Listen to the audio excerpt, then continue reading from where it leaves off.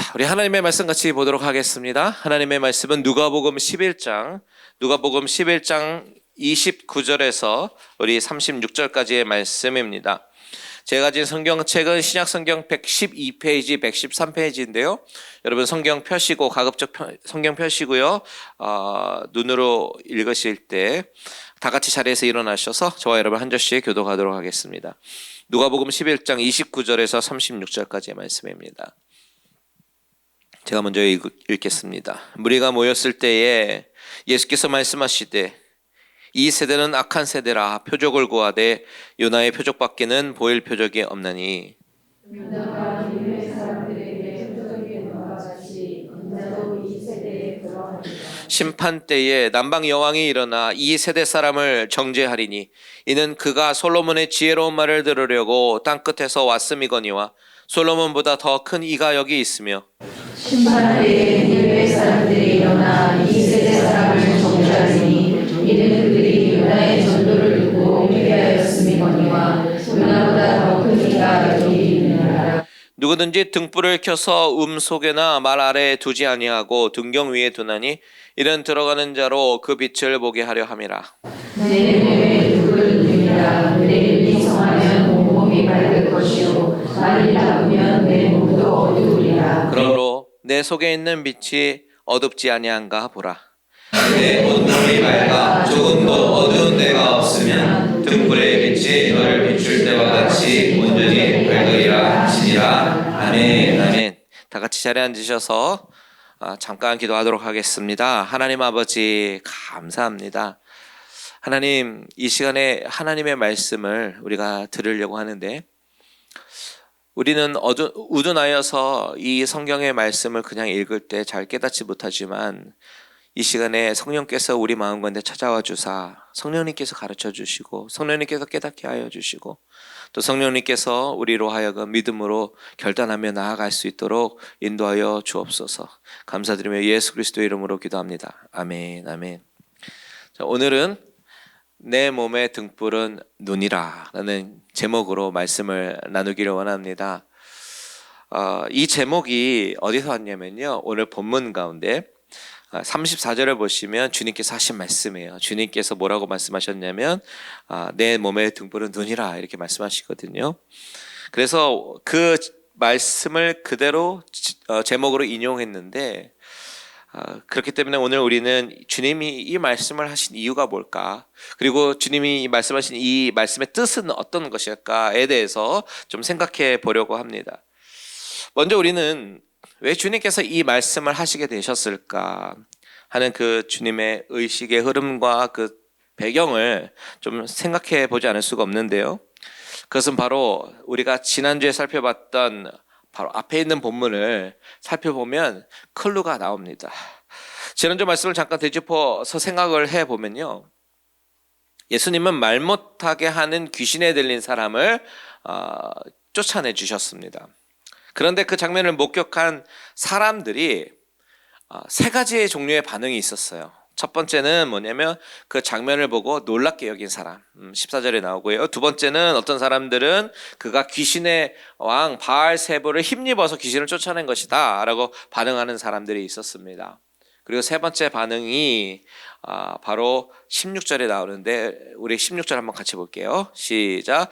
또 더러는 예수를 시험하여 하늘로부터 오는 표적을 구하니. 자, 예수님을 시험하는 목적으로 표적을 구하는 사람들이 있었다라고 성경은 이야기하고 있는 겁니다.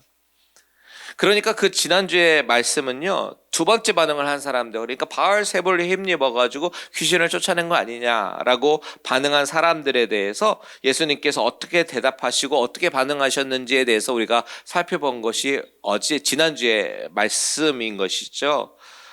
예수님은 뭐라고 대답하셨냐면 귀신과 바알세불이 한편인데 어떻게 바알세불의 힘을 입고서 귀신을 쫓아낼 수 있겠느냐, 그거는 말이 안 된다. 그러고서는 주님께서 덧붙여 하신 말씀은 나와 함께 하지 아니하는 자는 나를 반대하는 자다. 나와 함께 모으지 아니하는 자는 나를 해치는 자다.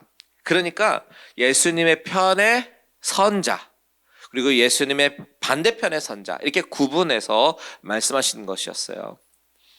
우리가 지난주에 그 말씀을 묵상하면서 포인트가 뭐였어요? 우리가 주님의 편이 되든지 아니 되든지 둘 중에 하나다. 중간은 없다.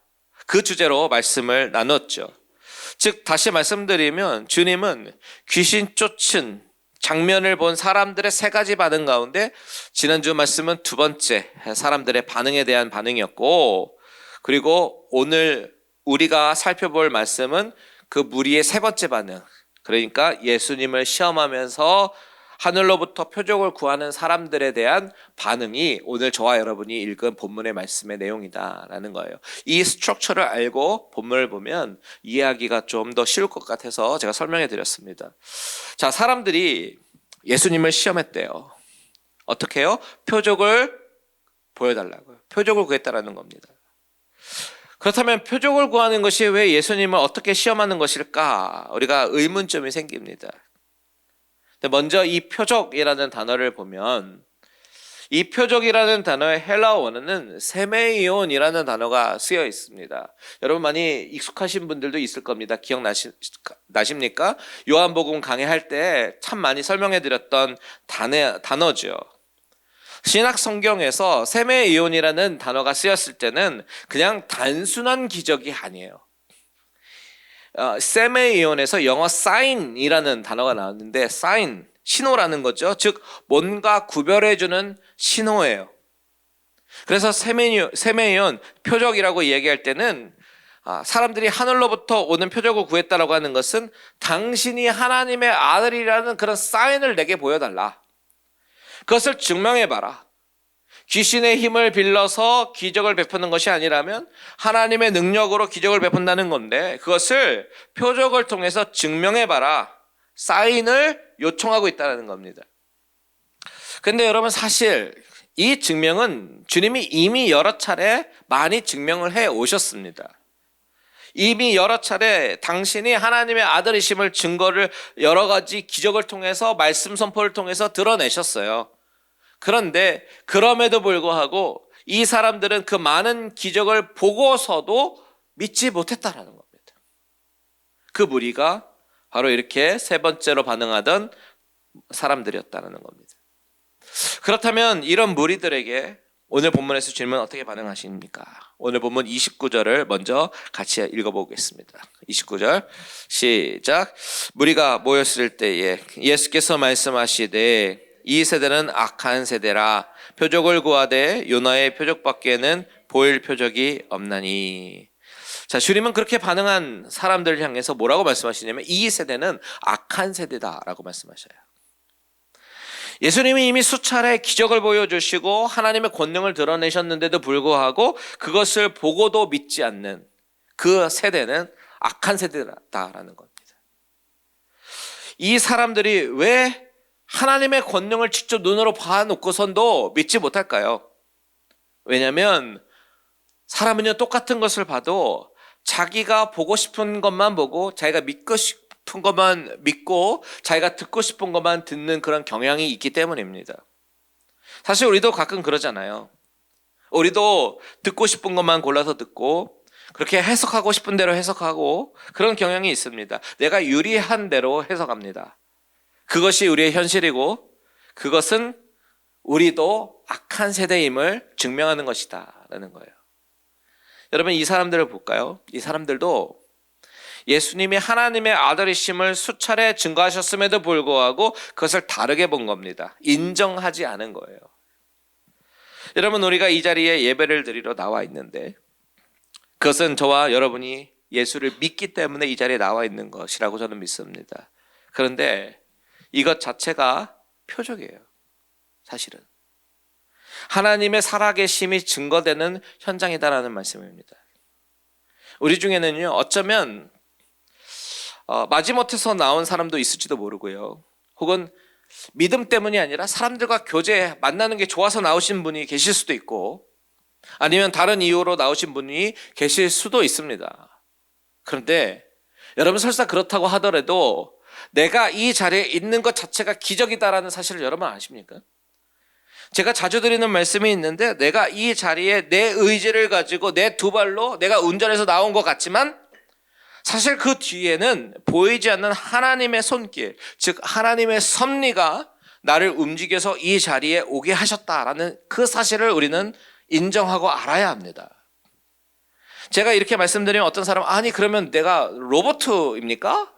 이런 반문이 드실 수도 있어요. 분명히 로봇은 아닙니다. 하나님은 우리를 창조하실 때 하나님의 형상으로 만드셨고 분명히 우리에게 자유의지를 주셨어요. 그래서 우리가 선택할 수 있는 의지가 있습니다. 그런데 하나님이 우리 마음속에 감동을 주시죠. 그래서 내 자유의지로 이 자리에 나온 것 같지만 하나님이 감동을 주신 것, 갈릴리 은혜교회를 알게 하신 것, 동기가 어쨌든 이 자리에 나오게 이끄신 것, 그것이 하나님의 섭리이고 인도하심이다라는 이야기입니다. 요지는 저와 여러분이 이 자리에 있는 것이 하나님의 은혜이고 축복이며 기적이다라는 사실이에요. 즉 하나님이 살아계심을 증명하는 순간이다, 표적이다라는 겁니다. 자, 오늘 본문에서 주님께서 말씀하신 논리와 제가 말씀드린 거와 좀 연결이 됩니다. 주님은 29절에서 이 세대는 악한 세대라고 말씀하시죠. 그러면서 이 세대는 어떤 세대냐? 표적을 구하는 세대라고 말씀하셔요. 그런데 주님은 이어서 뭐라고 말씀하시냐면 요나의 표적밖에는 보일 표적이 없다라고 하시거든요. 이것이 무슨 뜻일까요? 요나의 표적 무슨 뜻입니까? 여러분, 요나가 어떤 선지자입니까? 불순종의 대명사입니다. 그 선지자 안에는 인사이드에는 불만이 가득했고요. 하나님이 니느웨 구원하시려고 하는 것 만족스럽지 못했어요. 불만이에요. 동의가 안 됩니다. 그래서 도망가려고 하다가 강권적으로 붙잡혀서 다시 니느웨로 가게 됩니다. 요나를 보게 되면 바울처럼 막 복음이 뜨거워가지고 복음에 사로잡혀서 사명감으로 내가 니느웨 사람들에게 하나님의 말씀을 전하리라 이렇게 간 모습이 아니죠. 정말 억지로 끌려갔습니다. 그런데 하나님께서 그런 요나를 어떻게 들어서 사용하시는지 아세요? 요나가 말씀을 전하니까 그 니느웨 사람들이 다 회개하고 곧꾸라지고 하나님께로 돌아오는 역사가 일어났단 말이죠. 그렇다면 이것은 요나가 한 겁니까? 하나님께서 하신 겁니까? 하나님께서 하신 거예요. 그런데 여러분, 이때 요나가 전한 말씀이 뭔지 아십니까? 요나서 3장 3절에서 5절 한번 잠깐 가서 보겠습니다. 같이 한번 읽어볼게요. 시작. 요나가 여호와의 말씀대로 일어나서 니느웨로 가니라. 니느웨는 사흘 동안 걸을 만큼 하나님 앞에 큰 성읍이더라. 요나가 그 성읍에 들어가서 하루 동안 다니며 외쳐 이르되 40일이 지나면 니느웨가 무너지리라 하였더니 니느웨 사람들이 하나님을 믿고 금식을 선포하고 높고 낮은 자를 막론하고 굵은 베옷을 입은지라. 자, 사흘 동안 걸어 다닐 만큼 큰 성읍이었는데 하루 동안 다녔대요. 이 얘기는 뭐예요? 그냥 빨리 해치우고 싶었던 거죠. 하나님이 하라고 하니까 하기는 해야겠는데 성심성의껏 한 것이 아니라 그냥 대충대충 끝내고 해치워 버리고 싶었던 거예요. 그때 요나가 니느웨 사람들에게 뭐라고 선포하느냐면 40일이 지나면 니느웨가 무너질 거야 라고 선포합니다. 즉 요나가 한 거는 심판을 선포한 것밖에 없어요. 그런데 그때 사람들이 이 요나가 외치는 소리를 듣고 어떻게 됐냐? 다들 뒤집어져서 회개하고 하나님 앞에 정말 베옷을 입고 하나님께 돌아오는 그런 역사가 있었다는 겁니다. 그러니까 요나의 표적이라고 하는 것은 무엇이냐?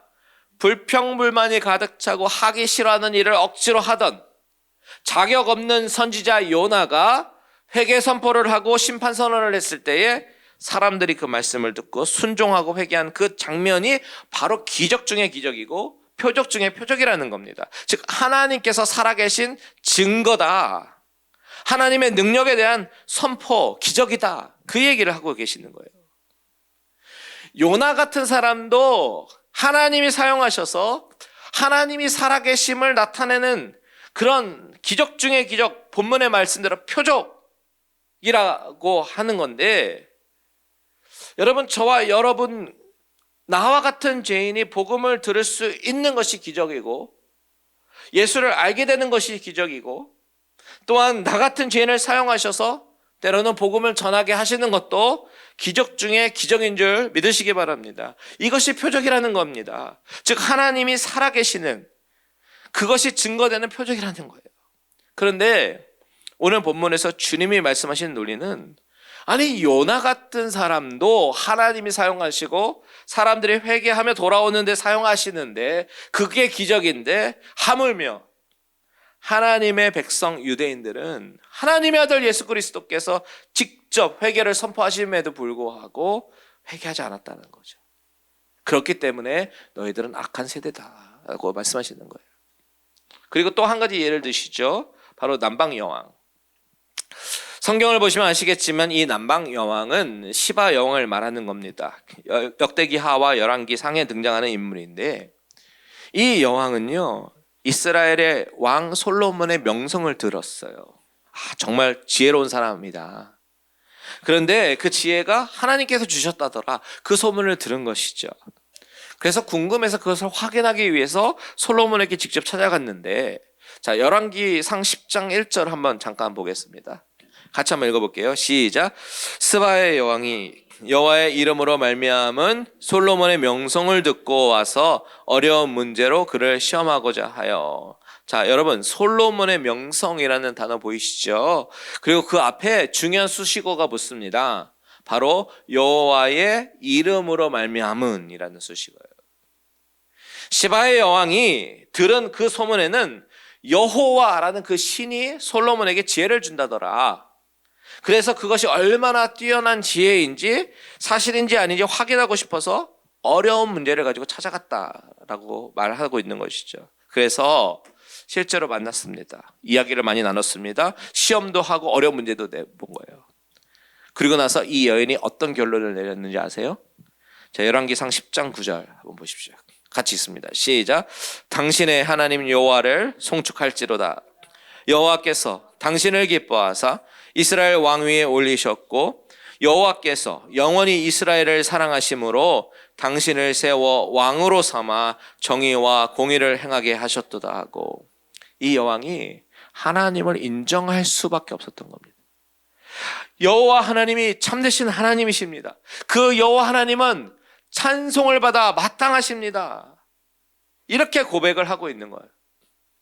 그렇다면 오늘 본문에서 주님이 왜 이 이야기를 꺼내셨을까? 그 이유가 무엇일까? 오늘 본문 31절 보십시오. 31절 같이 한번 읽어볼게요. 시작. 심판 때에 남방 여왕이 일어나 이 세대 사람을 정죄하리니 이는 그가 솔로몬의 지혜로운 말을 들으려고 땅 끝에서 왔음이거니와 솔로몬보다 더 큰 이가 여기 있으며. 자, 하나님을 알지 못했던 이방 여인인 이 시바 여왕도 솔로몬의 말을 들으니까 하나님은 살아계시는구나 그것을 깨달았는데 이 세대 사람들, 이 악한 세대 사람들을 보면 아니 남방 여왕이 심판 때에 일어나서 정죄할 노릇이다라는 거예요. 그 정도로 악한 세대라는 겁니다. 남방 여왕도 하나님을 인정할 수밖에 없는 그런 고백을 했는데 도대체 이 세대 사람들은 뭐냐라는 거예요.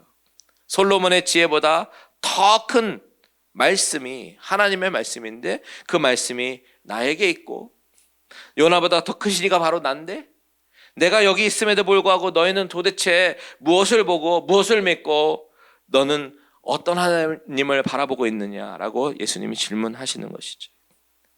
그러니까 얼마나 이 바리새인들과 서기관들 종교 지도자들이 하나님 앞에 얼마나 무지했는지, 예수님을 얼마나 인정하지 않았는지, 또 예수님을 얼마나 따르지 않았는지를 우리가 알 수 있는 것이죠. 여러분 매일매일 우리의 삶 가운데도 사실은 매 순간이 하나님이심을 드러내시고 증거하셔요. 그런데 문제는 그것을 우리가 보지 못하고 깨닫지 못할 때가 많은 것이 바로 문제입니다. 나의 일상의 삶이 사실은 기적이에요. 하나님이 지켜주시지 않으면요, 돌봐주시지 않으면 우리는 절대로 살 수가 없는 그런 존재들입니다. 얼마나 수많은 위험들이 도사리고 있는데요. 우리가 그것을 인정하고 고백하기를 원합니다. 그런데 오늘 본문에 보면 주님은 이 이야기를 하시더니요. 이제 등불 이야기로 이어가시는 겁니다. 이 이야기가 약간 연관성이 없어 보이지만 사실 그렇지 않아요. 우리 본문 33절 한번 읽어볼까요? 33절 시작. 누구든지 등불을 켜서 속에나 말 아래에 두지 아니하고 등경 위에 두나니 이는 들어가는 자로 그 빛을 보게 하려 함이라.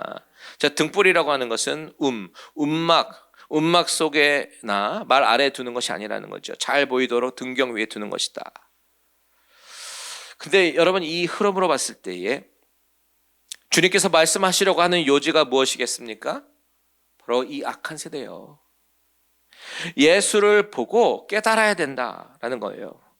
빛 대신 주님이 어두움에 빛을 비춰주시는데 예수님을 바라보면서 하나님이 누구인지 깨달아야 되고 참된 구원의 길이 어디에 있는지 깨달아야 하고 정말 참된 행복과 참된 삶이 어디에 있는지 예수를 보고 깨달아야 알고 또 그분을 따라야 된다. 이것을 말씀하시는 겁니다. 그것이 주님께서 말씀하고 싶으셨던 요지입니다.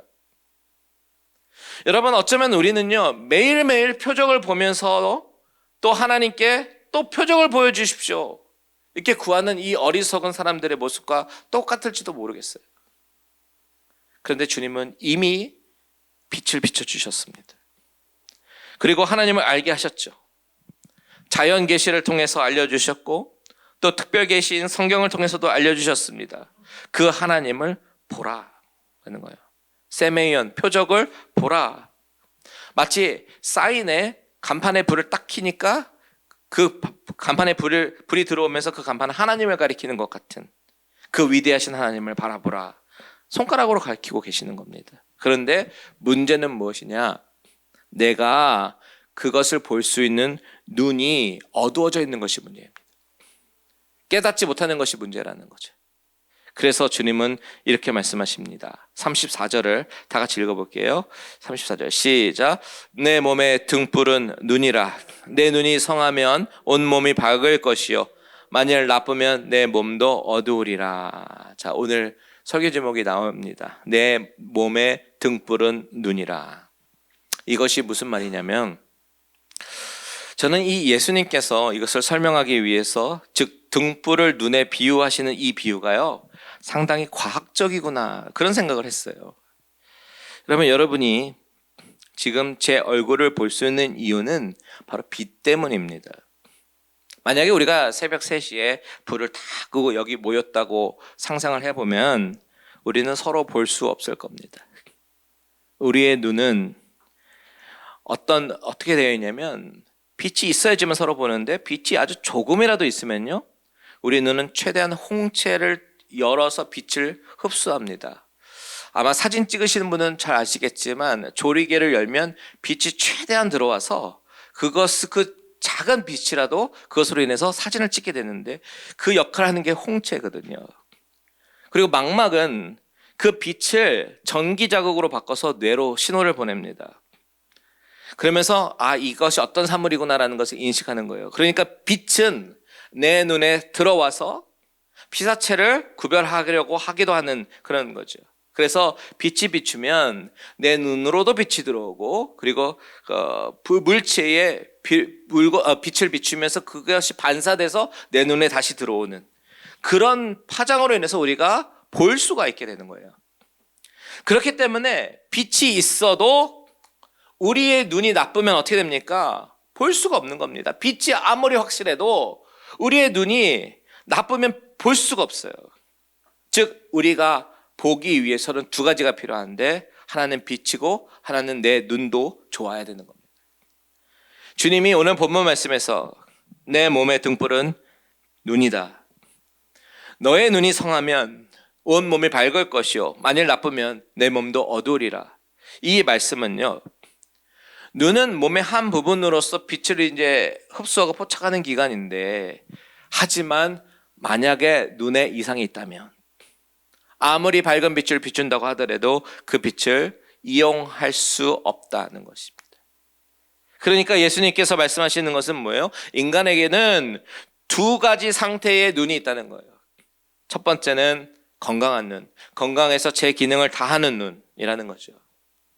이 건강한 눈이라고 하는 것은 진리를 볼 수 있고 하나님의 말씀을 편견 없이 겸손히 솔직하게 진지하게 들을 수 있는 그런 눈을 이야기하는 겁니다. 그런데 반대로 나쁜 눈이 있어요.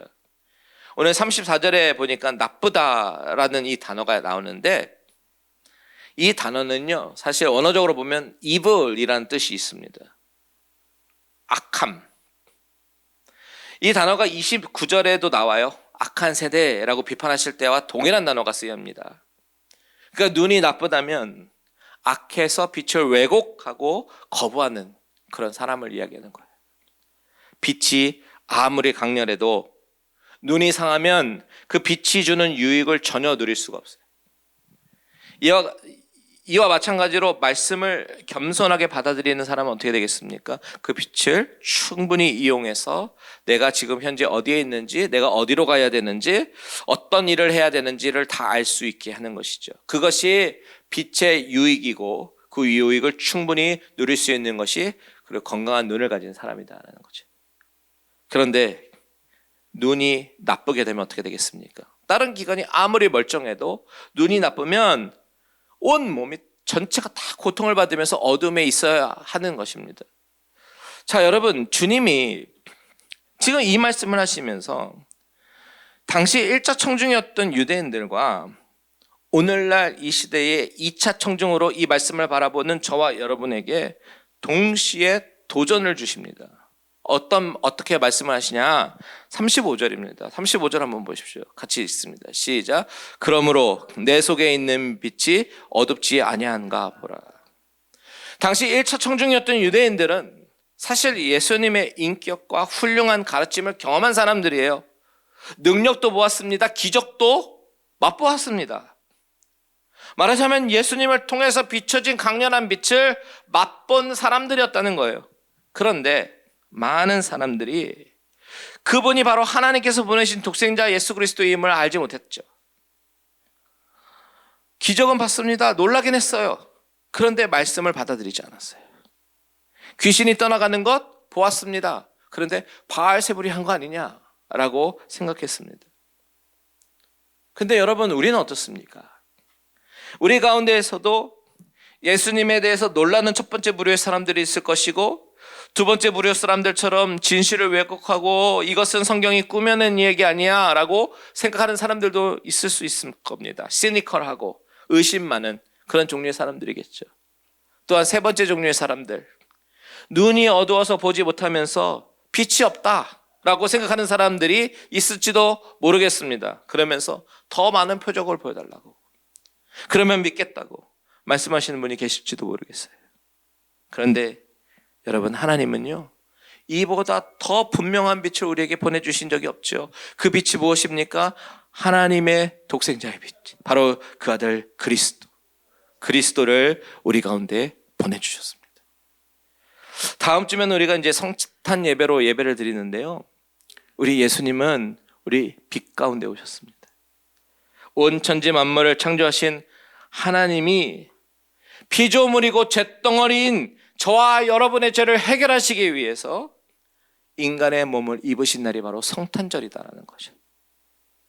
그런데 그분이 바로 나 때문에 고통을 당하셨고, 나 때문에 죽임을 당하셨고, 모든 인류의 죄를 해방시켜 주셨습니다. 이것이 바로 우리가 경험한 이 세상에서 가장 위대한 이야기이고 세상에서 가장 강력한 빛이다 라는 사실을 여러분 믿으시기를 바랍니다. 여러분, 이 빛을 거절하면서 어떻게 더 강력한 표적을 요구할 수 있겠어요? 그렇기 때문에 그러므로 내 속에 있는 빛이 어둡지 아니한가 보라. 참빛 되신 예수 그리스도를 어떻게 내가 받아들이고 있는지를 생각해 보라 라고 말씀하고 계시는 거죠. 결국 내가 받아들이는 태도, 내가 듣는 태도가 중요하다라고 말씀하시죠. 여러분, 오늘 이 말씀을 통해서 나는 어떤 눈을 가지고 있는가, 내 안에 있는 빛은 어둡지 않은가, 이것을 생각해보는 시간이 되기를 바랍니다. 저는 저와 여러분 안에 강력하게 비치고 계시는 하나님의 능력을 정말 신뢰하는 우리 모두들이 다 되셨으면 좋겠어요. 내 안에 있는 무엇인가가 영광스러운 예수님의 빛을 가리고 있다면 그것을 다 없애버리고 변화산에서 영광의 빛으로 나타났던 그 예수님이 내 삶 가운데 비춰지기를 기도하며 나아가는 우리들이 됐으면 좋겠습니다. 그 영광의 빛이 내 삶을 비치고 진리를 찾을 수 있도록 비춰달라고 기도하는 저와 여러분들 되시기를 주님의 이름으로 축원드립니다. 아멘. 우리 이 시간에 다 같이 찬양하고 기도하겠는데요.